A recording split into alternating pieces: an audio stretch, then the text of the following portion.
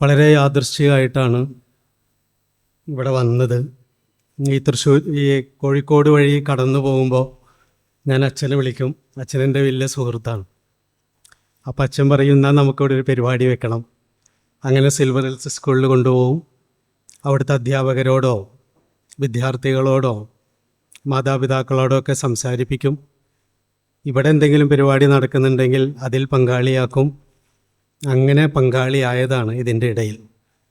ഇതൊരു പ്രഭാഷണ വേദിയല്ല എന്ന് എനിക്ക് നന്നായിട്ടറിയാം.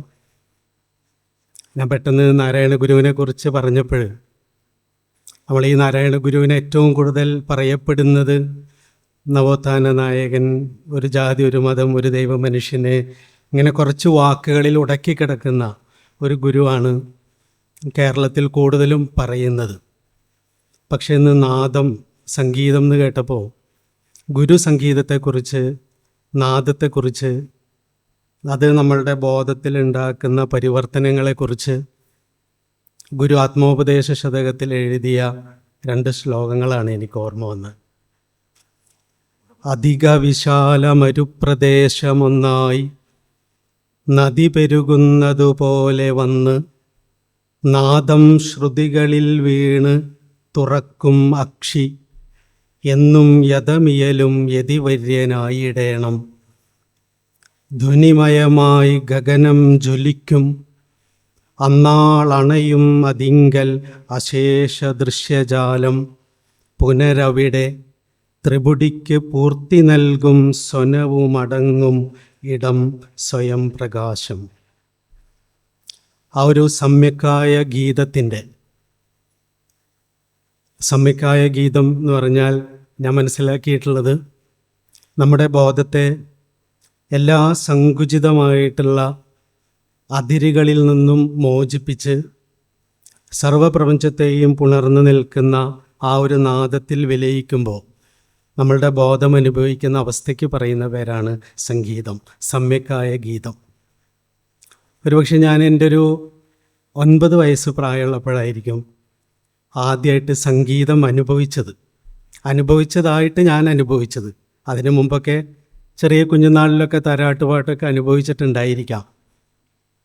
ഞങ്ങളെല്ലാ ശനിയാഴ്ചയും ഞായറാഴ്ചയും എൻ്റെ ഉമ്മയുടെ വീട്ടിൽ വല്യമ്മയുടെ അടുത്തേക്ക് കൊണ്ടുപോകും. അപ്പം നടന്നാണ് കൊണ്ടുപോവുക. ഇപ്പോൾ വല്യമ്മ നല്ല പ്രായമായിട്ടുള്ള 90 വയസ്സ് കഴിഞ്ഞ ഒരു വല്യമ്മയാണ്. അപ്പോൾ വല്യമ്മയുടെ മുറിയിൽ പോയി ഫാത്തിഹ സൂറത്ത് ഓതി കൊടുത്താൽ വല്യമ്മ 10-20 പൈസ തരും. ആ പൈസ വാങ്ങിച്ചിട്ട് വേണം പുറത്ത് പോയി മിഠായി വാങ്ങിച്ച് കോട്ടി വാങ്ങിച്ച് കളിക്കാൻ വേണ്ടിയിട്ട്. ഇപ്പോൾ വല്യമ്മയുടെ അടുത്ത് ചെന്ന് ഞാൻ ഉടനെ ഓതും, ബിസ്മില്ലാഹിർ റഹ്മാനിർ റഹീം അൽഹംദുലില്ലാഹി റബ്ബിൽ ആലമീൻ റഹ്മാനിർ റഹീം മാലിക് യൗമിദ്ദീൻ, ഇങ്ങനെ അങ്ങ് ചൊല്ലും. അപ്പോൾ വല്യമ്മ കുറച്ച് ചില്ലറ പൈസ തരും. പിന്നെ എന്നെ വലിയ ഇഷ്ടമാണ്. അപ്പോൾ ഞാൻ വരുമ്പോൾ തരാൻ വേണ്ടി തലയിണയുടെ ഇടയിൽ ഒളിപ്പിച്ച് വെച്ചിട്ടുള്ള നേന്ത്രപ്പഴം എനിക്കെടുത്ത് തരും. അപ്പോൾ അതിൻ്റെ തൊലിയൊക്കെ കറുത്തിട്ടുണ്ടായിരിക്കും. കാരണം വലിയ കൂട്ടുകുടുംബമാണ്. അപ്പോൾ അതിങ്ങനെ മാറ്റി വെച്ചിട്ടുള്ളതായിരിക്കും. അപ്പോൾ ഒരു ദിവസം, എനിക്കന്നൊരു 9 വയസ്സാണ് പ്രായം. വല്യമ്മ വളരെ വളരെ ഭക്തയാണ്. നാട്ടിലുള്ളവരൊക്കെ വിഷു കൈനീട്ടം വാങ്ങിക്കാൻ വല്യമ്മയുടെ അടുത്ത് വരും. അത്ര സർവ്വസമ്മതയായിട്ടുള്ള ഒരു ഉമ്മയാണ്. ഒരു ദിവസം ഞാൻ വല്യമ്മയുടെ അടുത്ത് ചെന്ന് ഇങ്ങനെ ഫാത്തിഹ ഓതി കഴിഞ്ഞാൽ പൈസ തരും. അപ്പോൾ ഈ സൂറത്ത് ഇങ്ങനെ ചൊല്ലിക്കൊടുക്കണം. ഔദുബില്ലാഹിമിനശ് ശൈത്വാനിർ റജീം ബിസ്മില്ലാഹിർ റഹ്മാനിർ റഹീം അൽഹംദുലില്ലാഹി റബ്ബിൽ ആലമീൻ. അപ്പോൾ വല്യമ്മേൻ്റെ കയ്യിൽ മെല്ലെ പിടിച്ചു. മെല്ലെ മൃദുവായിട്ട് പിടിച്ചിട്ട് പറഞ്ഞു, മോനെ, നീ അള്ളാഹ്ക്ക് വേണ്ടി പ്രാർത്ഥിക്കണ്ട, നിനക്ക് വേണ്ടി പ്രാർത്ഥിക്കും. നീ നിൻ്റെ ഹൃദയത്തിലേക്ക് നോക്കി തിരക്കില്ലാതെ ധൃതിയില്ലാതെ നിനക്ക് വേണ്ടി ഒന്നത് ചൊല്ലിയേ എന്ന് പറഞ്ഞു. ആദ്യമായിട്ടാണ് ഞാൻ അങ്ങനെ കേൾക്കുന്നത്. അതുവരെ ദൈവത്തിന് വേണ്ടി പ്രാർത്ഥിക്കുക എന്നാണ് കേട്ടിട്ടുള്ളത്. പെട്ടെന്ന് എനിക്ക് ആ വല്യമ്മയുടെ ആ ഒരു വളരെ സ്നേഹം നിറഞ്ഞ മൃദുവായ ആ ഒരു പിടുത്തം, പിന്നെ എൻ്റെ കണ്ണിലേക്ക് നോക്കിയിട്ടുള്ള ആ ഒരു വാത്സല്യവും ആർദ്രതയും കരുണയും ഒക്കെ നിറഞ്ഞ ഒരു നോട്ടം, ഒരുപക്ഷെ ഈ ഗുരുസ്പർശം എന്ന് പറയുന്നത് ഞാൻ ആദ്യമായിട്ട് അനുഭവിച്ചത് അന്നായിരിക്കും. പെട്ടെന്ന് എൻ്റെ കണ്ണങ്ങ് അടഞ്ഞുപോയി. ഞാൻ തന്നെ മുമ്പ് എഴുതിയിട്ടുണ്ട്, കണ്ണടച്ചിരിക്കുന്നത് രോഗമാണ്, കണ്ണടഞ്ഞു പോകലാണ് യോഗ എന്ന്. കണ്ണടച്ചിരിക്കുന്നവൻ രോഗി, കണ്ണടഞ്ഞു പോകുന്നവർ യോഗി എന്ന് പിന്നീട് ഞാൻ എഴുതുമ്പോൾ അന്നത്തെ ആ ഒരു ഓർമ്മയാണ്. പെട്ടെന്ന് ഞാനങ്ങ് കണ്ണടഞ്ഞു പോയി. എന്നിട്ട് അന്ന് അവിടെ നിന്ന് ഞാൻ ചെറിയ 4 വയസ്സ് മുതൽ ഫാത്തിഹ ഓതുന്നതാണ്. ഞാൻ അവിടെ നിന്ന് അറിയാതെ ഓതിയ ഒരു ഫാത്തിഹ സൂറത്തുണ്ട്. ഒരുപക്ഷെ എനിക്ക് സംഗീതം എന്ന് പറയുന്നത് എന്നെ അടിമുടി നനച്ച ഒരു ഓത്തായിരുന്നു അത്. ഞാനതിൻ്റെ കുറച്ച് ഭാഗം എനിക്ക് പെട്ടെന്ന് എവിടെ സംഗീതത്തെക്കുറിച്ച് സംസാരിക്കുമ്പോഴും ചിന്തിക്കുമ്പോഴും ഒക്കെ അന്ന് വല്യമ്മയുടെ മുമ്പിൽ നിന്ന് ഓതിയ ആ ഒരു നിമിഷം എൻ്റെ ഉള്ളിൽ ഓർമ്മ വരും. അതുവരെ ഞാൻ ചൊല്ലിയിരുന്നത് ബിസ്മില്ലാഹിർ റഹ്മാനിർ റഹീം അൽഹംദുലില്ലാഹി റബ്ബിൽ ആലമീൻ റഹ്മാനിർ റഹീം മാലിക് യൗമിദ്ദീൻ ഒന്നും എവിടെയും തൊടുന്നില്ല. വെറും ഒരു ചടങ്ങ് മാത്രമായിരുന്നെങ്കിൽ അന്ന് ഞാൻ എനിക്ക് വേണ്ടി എൻ്റെ ഹൃദയത്തിൽ നോക്കി അത് ചൊല്ലിയപ്പോൾ അതാണ് നാദം എന്ന് ഞാൻ അനുഭവിച്ചു. അത് എൻ്റെ അനുഭവമാണ്.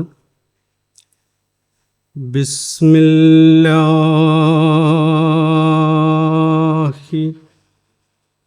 റഹ്മാനിർ റഹീം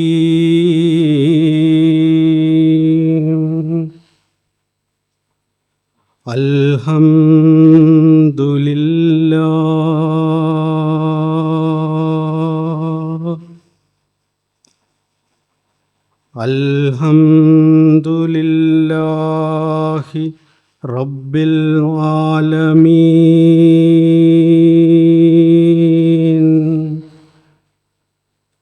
അർ-റഹ്മാനിർ റഹീം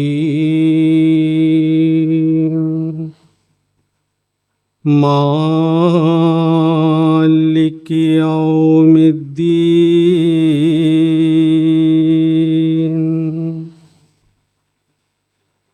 ഇയ്യാക നഅ്ബുദു വഇയ്യാക നസ്തഈൻ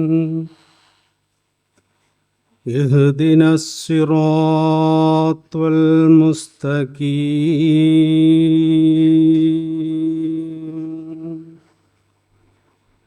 സിറാത്തൽ ലദീന അൻഅംത അലൈഹിം ഗൈറിൽ മഗ്ദൂബി അലൈഹിം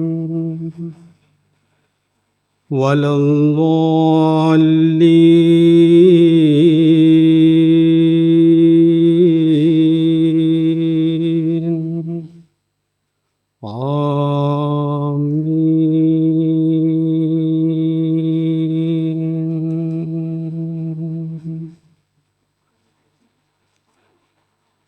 പിന്നീട് കുറേ നാളുകൾ കഴിഞ്ഞ് നാരായണ ഗുരുവിൻ്റെ ഈ ധ്വനിമയമായി ഗഗനം ജ്വലിക്കും അന്നാൾ അണയും മതിങ്കൽ അശേഷ ദൃശ്യജാലം പുനരവിടെ ത്രിപുടിക്ക് പൂർത്തി നൽകും സ്വനവുമടങ്ങും ഇടം സ്വയം പ്രകാശം എന്നും അധിക വിശാല മരുപ്രദേശമൊന്നായി നദി പെരുകുന്നതുപോലെ വന്ന് നാദം ശ്രുതികളിൽ വീണ് തുറക്കും അക്ഷി എന്നും യഥമിയലും യതിവര്യനായിടേണം എന്ന് പിന്നീട് ചൊല്ലി ആത്മോപദേശതകം പഠിച്ചപ്പോഴൊക്കെ അന്ന് ആ ചെറിയ കുട്ടിയുടെ ഉള്ളിൽ അതുവരെ ഇല്ലാതിരുന്നൊരു ധ്വനി, അതുവരെ ഇല്ലാതിരുന്നൊരാകാശം, അതുവരെ ഇല്ലാതിരുന്നൊരു വെളിച്ചം, ഒരു നനവ്, വളരെ